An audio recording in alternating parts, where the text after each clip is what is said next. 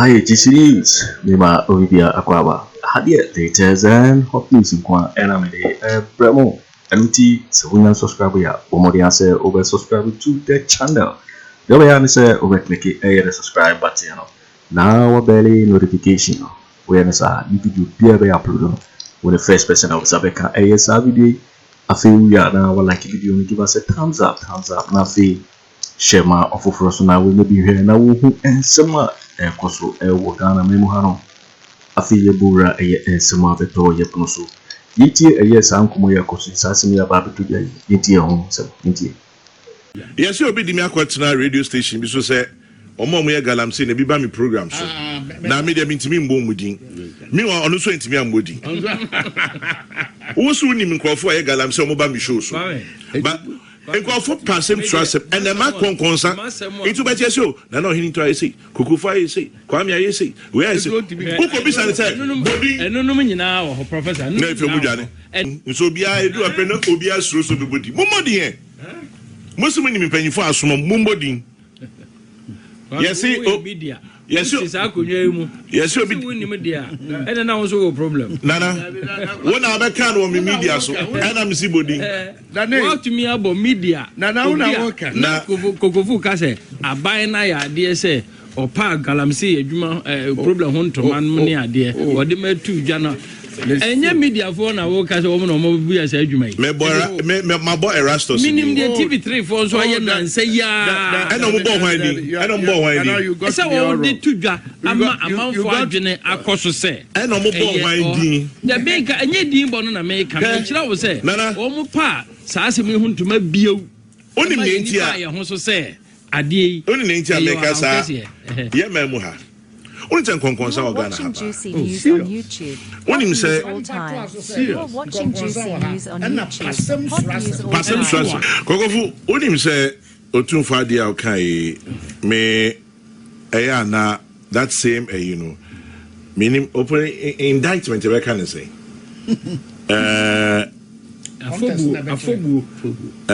It's an indictment on Afobu Emma. Abain ni oma muni na. Ni enti ni say. Tawo tun focus opinion out ho. Oh yes. Or say ohun report. Our Chronicle newspaper. That was the newspaper. Enti no me the Chronicle page na ho ama media. And on Sunday NIB titire friend BNI. Omam koye hwehwemu. And on the enti yeba NIB agina ho ma ye Bible.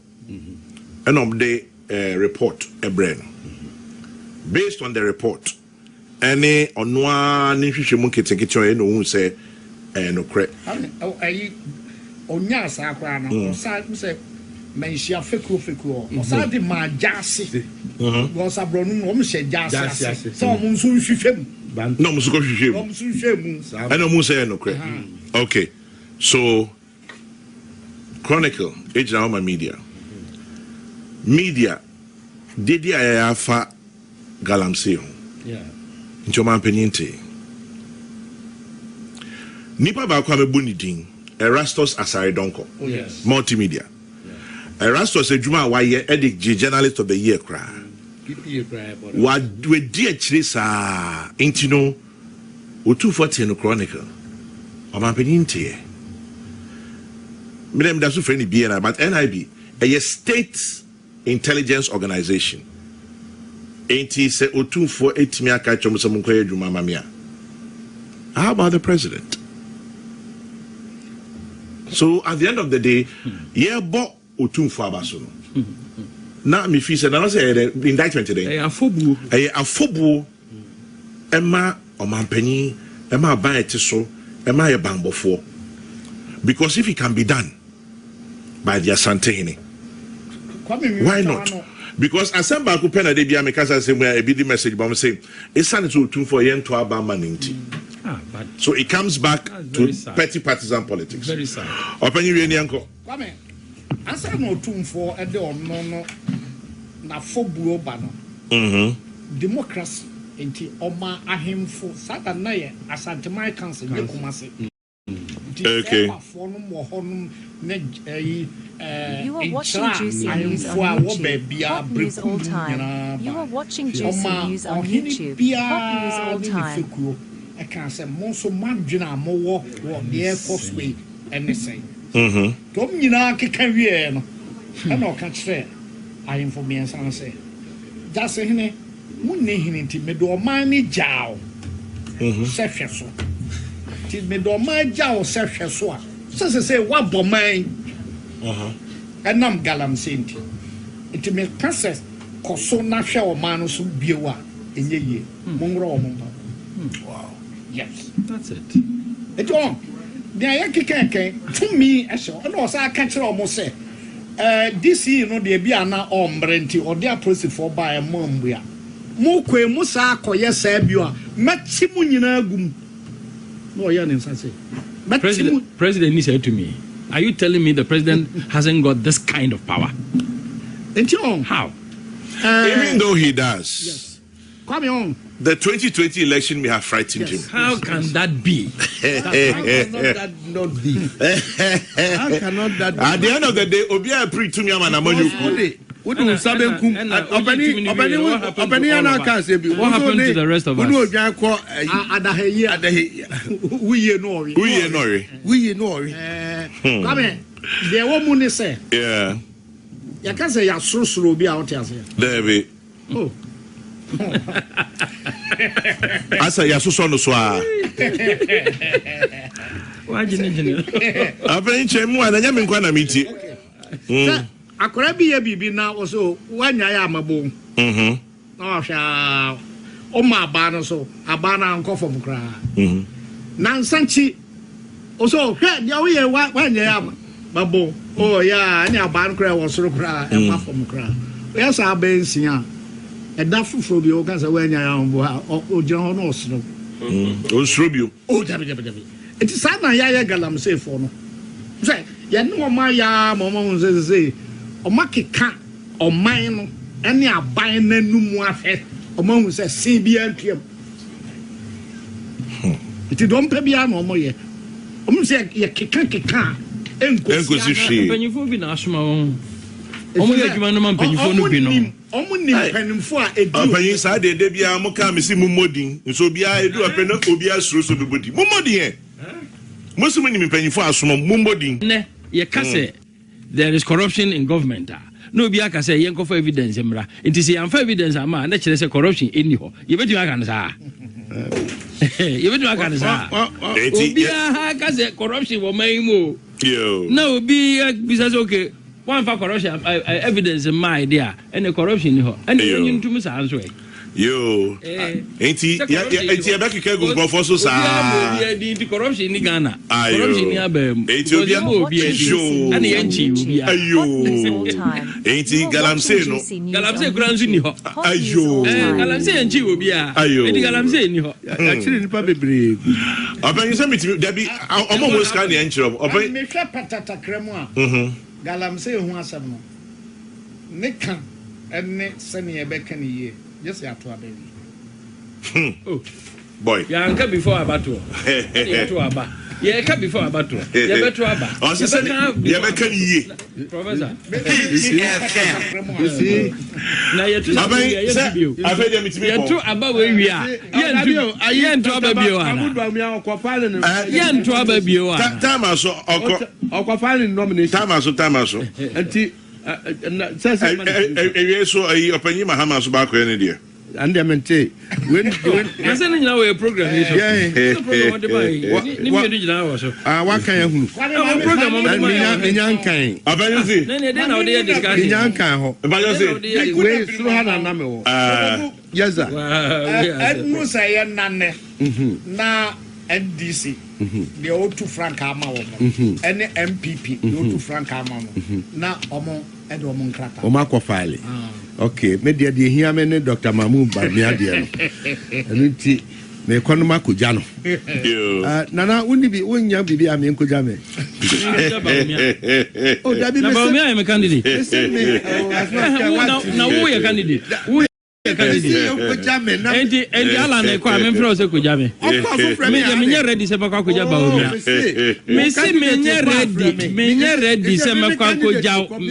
Me ready se me kwa kuja. And who candidate you kwa frame? Me fro. O baba but Dr. Bawumia me ready se me kwa kuja so onko file. Me bonyo so se obe file no wa presenting ho so ko president. Me bonyo so kra. Na se maka na Tiso de antenda. Me bonus say this. Ghana for the big decide here. Ghana for the draw and a big decide. Ghana for the draw and a big decide here. Kogofu, ono say ne bonus no did say Alan and a big increase. Sana me so me problem. Me bojo so uti. Me bojo so say the candidate that file. Any problem. Me ko jaro kra me problem. But so no bojo so say me candidate that file. Any the bubati. That's a joke. Any the bubati. Because the oh me and why am general secretary? Why am the boss? Why am who me beyond a certain limit? Oh, me why aduma. Who am instructions? Who instructions about this one. My instructions of Bantaman. Yes. Why don't you guys get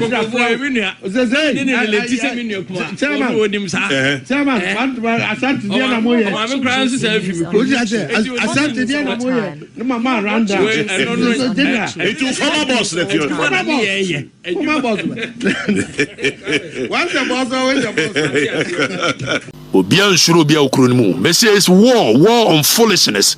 On the 11th of November, Ghana form ranchen mabawa. Unya se kan afa, unya tu afa, unya jan fa. Rangura mu ho. Enfreka deje se kadechie behwe ayiketa, bekadechie behwe asankregwa. Me metimi akoba bia. Agobi, metimi akoba bia. Bana nya we sunti na mbetimi ayi mafiri. Party ne sem gene mu ani. Dem se Messi agya hene ne mbra wo bre party ni mu. Mumre bi. Mo ba no mabedidie na ye ne fa ko. Woni pakro mi sim na di nkwasem dwuma medi wo. Sa pepepe. Basi empower so. Exactly. Emran so am no betwe man ya betwe man so no ya be kokko to akwa. Exactly so. Ayanko. Eti mo bia onwura ye be ka no kora kire party kwazi. Be kwen. Ya be mamfo no kwa mo be ka bi. Na mo obedi kan ye ko obi no am ye se ye nye ni si. Di kan frɛ wo no. Na me ne ni nkomo. No man me kire bibi. Holland for some babeboa. And a bastard boys in Omo, you want me ya. Omaba. Oh, so let them come. Ghana for more na most my say young for galamsey fighting and come. It's more so much exactly so. Men person kwa politician it's more mo beso yasene. Mo beso yasene. Ni ye ya kwa koye. Mo fire pepe. Wonya no a wo ye ya kanutum wa ha. Mo de dia na ye. Dia na mo de monfa we na ya na ye line no monfa no telephone one no hom marno ho be ba me ka chem se be bobo galamsey yes ni di na me kan ya agro da bi ya bobo mu di exactly ene ya bobo ni nya se bo di keke ya bo di ya fro ye o se ni ya di snap bo dua ya wo ye no exactly so be kun e be di kan wo so e de be no ani aso nsem funu kankan so okroma obi antime kan okra nkire wo ze de o ma for bastard boys no obi antwom kamra nchen maba wa na aso de se eni omo no be clean eye society no eni ade beboa wo mind don't wo mind bapa wo mo ye ni ade wo ye adwuma e bo mind na mo no ya to aba ma mo se mo nyane de nsem funu nko ene ye ne bastard boys ni di nkomo ni ade ye de number betu dwa mo Ghana for no be se mo send sika e de boa na ye nsuo ni kolongo me bawo na ade ye si wad wo so wo be ma wo de di nkwasem pound for pound papa wa so mo tutu exactly alright no me kom no mo fa chance me ba wo nyina ya me say lobbying no and enkophobia so aye so ko and we must go to war exactly this is war me reading in na make us na so me fanya hwe laws are made for men exactly. not meant for law freedom na wo general see wo mo be akwasi hey ya ha magene sorry wo bankro no mo be sorry exactly 11 November mo be sorry me nya si bomfa am say no ade me mo ye se mo de mu ni me deda bomfa fo mu ni me more fire Sape. Kaze betra mine na be manimu na. Maje mine na nkwase ade saa, nkwase ade nsemfunu saa. Konongo MC, mo fa na me so. Omo kantre no so wanya ko. Ompeke. Wo so untimi fa court nwura ye ko pa court bia. Court sube. You are watching GC News. Bakwe. Hot news all time. One fast few minutes wo mo fa nto so. Bounce na mo kwa no mo trust. Ene ye be bobodin ye bobo wo mu din afre wo mo. What? Se mfunu no ayedi ne kurom ha basa no so chesai military no wa good morning my morning me ba cho me ni eye owura David waten anum so na ka sei ba cho wani owura David me ba cho wo na ya MC makonongo me ba cho dey you we ye David anum so wo anum so wona free na David wona free ada na wo ye galamsey de say issue Besa. David, Musam says Shubesa, only maybe a warrior galamsey, and Numsu. Besa. Messi Adana warrior galamsey, this sense as in issue. Minimum galamsey, may issue, Mammy, which you call me, and Numsun, sure, one I was saying, David, one I was saying, one year galamsey, dear. Messi, warrior galamsey, David, warrior galamsey, warrior galamsey. What they were working about a mosu, bra. 1 2 3 1 munko in sequential order mame so alert me which of them now David near there here second page 1 2 3 how mame hwe ni din no se me se ne bebo obi adi ba fe na me ka se na gina so ne ani nkomo wo nipa wo ye be ma wo senhwa no wa gina so ne adi nkomo se nkasa oboso sa we David Boate me boa wo wanum so wo senhwa second page there here. Yes, I shall say with the yeah. Okay, so second page. Last but one. Also, we only David Boateng. So around Konongo. Mon friend number. But the number to ya. David Boateng na one no year galamsey no dey say issue. 0244 105 777 Ghana for mon frère David Boateng na mo musa ne se die ntin wo sensu enum sunsu no wo se no mon kokko busa no wo be ma na ma fro no agina so ne adi nkomo se nkasa oboso me pokora papa wasum adi ya bua wa no so wa frɛ no wo hene maachi ya me dio what say me won ye na so what say adum ya me adawro ma so ho ye pa we owura du ye bua nie yes sir owura du ye bua free bon fa pem na se me pa cho me free insayim wo free insayim ye bua nana edu ye bua na wonim eye pem na se de me pa cho me mo pa na wadaro ma nim Karim so wonim Karim obi a friend Karim me pa chan Karim ye wo former ya wo galamsey site wadaro ma adenti na wo tu eye galamsey wo pem na se na kan asa me chere wo dia waka ye no na mbusa Karim me busa we menim dia me busa ka me musaw bon fa pem na se wo tu galamsey wo honye sa na fe already abo question busa we say me busa say wonim Karim anam se mini no anam se sabo ye galamsey wo pem na se why ye galamsey wo pem na se me boa nam se why na kan asa me chere wo na de make me se galamsey no wo ye bi pem na se nya sa bon fa pem na se why na ka chere wo di wo busa mta question no enye de o ka chere me ne hia wo ye galamsey wo pem na se na wa anye question wo nti musa me me ti musa wo radio abo ye ka bibi we me di do Okatakyie Afrifa Mensah me ti Angel FM Net2 TV we ye busa we Ghana fo nyina tonka me do number to Ghana fo afro di enja ni ade snap ata wo tudua won so otimi nye wa wo sensu adu ye bo na ba ko ye frɛ ba ko sei de odi ka frɛ no nananum nkumo se mu sensu a David Boateng mu sensu a nananum nkumo mo sensa se nananum nkumo and obi antimi rewra me wontimi say David Boateng wo be ma na ko agina so ne adi nkomo monyi adu ye bo number na mo frɛ no Ghana fo nyina mo frɛ no de atia wo sensa se ne nsu wo ye galamsey mesi ye babo mo nyina din Yebebo obiadi. So adu yebu an ne former din de Karim. Tienye. Na adu yebu anu eye galamsey ewo bomfa pemenase. Ohina mache. Na I want to say. Owura Kwabena Agyapong ni. Owura Kwabena Agyapong wadaroma woni mobi a ye friend no eye Charles. Oye former. Charles. Former. Wo galamsey site no wo eye bomfa chiase no. Wonim Charles wo ho. Minim Charles. Na ada na wutu galamsey wo de sense asini issue ada ya. Ejeti na buzam sa. Ora wada ma mi bisa sa ada na wutu galamsey. Won Charles sa me ko galamsey. Ada na wuko galamsey sense. Lesa wata fiana. Asase ni nyina ne dia. Eye nyina. Akwene ho ana dia. Wo man ni nyina ne dia na wo sa na obomfa chiase wo. Wo galamsey. Me firi wuram. Say fetem. Me firi wuram ti na me kasa kire no. Kwabena Agyapong die nti na wo sensu me di do Okatakyie Afrifa Mensah me ya adwuma Angel TV Angel FM wo kasa wuda Owusu fi ko timi na obia am kasam kire wo me se die nti na wo sensu munyina mbedwane munya me amanso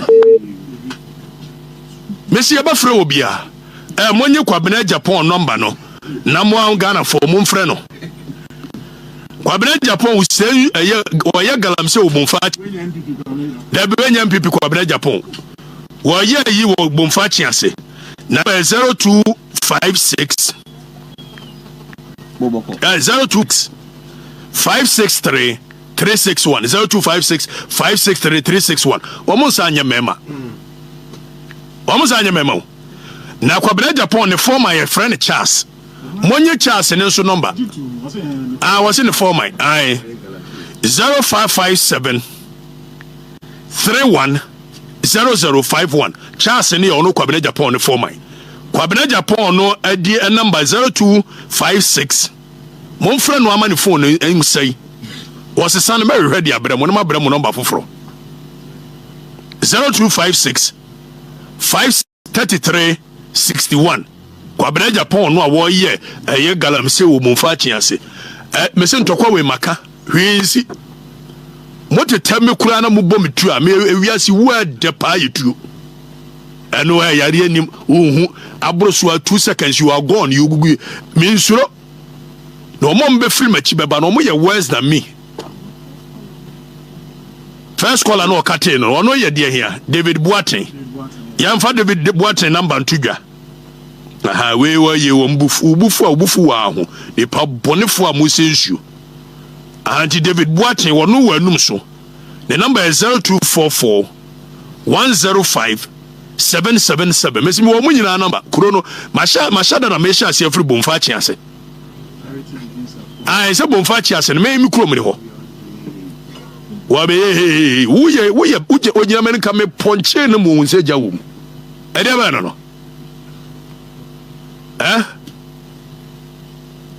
ufiri ukromo ba ko bi de baba musa o se hwan meboa o baba musa ufiri soro ho baba se bomfa chiase me baba tum wo